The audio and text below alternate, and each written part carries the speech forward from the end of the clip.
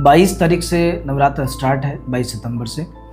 अधिकांश लोग अपने घर में नवरात्र की स्थापना करते हैं, लेकिन बहुत से लोग गलत मुहूर्त में स्थापना कर लेते हैं। गलत मुहूर्त में कोई कार्य जब किया जाता है उसका फल उतना नहीं मिलता है।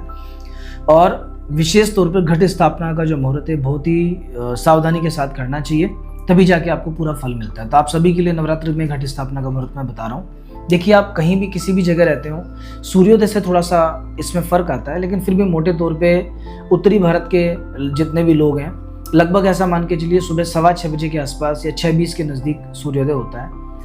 प्रातःकाल का जो समय है, द्विस्वभाव लग्न है, 22 तारीख को 6:20 से लेकर के 8:10 तक, ये नवरात्र स्थापना का बहुत अच्छा समय है। तो अगर मान लीजिए आपको अपने काम से जाना है, सुबह जल्दी आपको स्थापना करनी है, तो 6:20 से 8:10।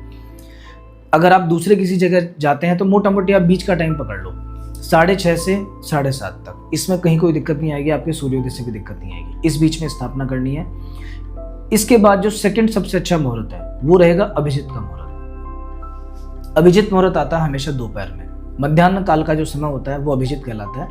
इस बार का जो अभिजित मुहूर्त है वो 11:56 से 12:44 है। आप ऐसा मान लीजिए कि 12 से 12:30 ये समय जो रहेगा, इसमें कोई कन्फ्यूजन नहीं रहेगा आपको। 12 से 12:30 के बीच में आपको घट स्थापना करनी है। ये बहुत ही अच्छा समय है। अभिजित में सभी प्रकार के दोषों का नाश होता है, इसमें आप कर सकते हैं। और तीसरा, इस बीच में अगर मान लीजिए आपको जाना है कहीं पे और इस बीच में भी समय चाहिए, तो एक शुभ का चौघड़िया आता है। शुभ के चौघड़िया में भी आप कर सकते हैं, पर वो थर्ड ऑप्शन है। उसका टाइमिंग रहेगा सुबह 9:20 से लगभग 10:30 तक। तो ये 3 मुहूर्त मैंने आपको बताए हैं। और एक बात का विशेष ध्यान रखना, अधिकतर लोगों को बिल्कुल नहीं पता कि मुहूर्त का मतलब किस चीज़ का मुहूर्त है।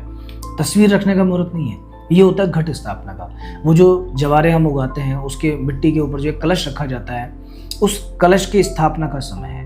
कलश जो होता है उसी का मुहूर्त इसलिए कहते हैं कि कलश जो है उसमें सभी देवताओं का वास होता है। उसमें शिव जी के असंख्य जो रुद्रगण है वो होते हैं, उसमें चारों वेद होते हैं, उसमें ब्रह्मा विष्णु और महेश होते हैं। तो हम एक तरीके से सभी देवी देवताओं को वहाँ विराजमान कर रहे हैं उस जगह पर, और ये उसी का मुहूर्त होता है। तो आप सभी को नवरात्र के पर्व की बहुत बहुत शुभकामनाएं। जल्दी मिलेंगे।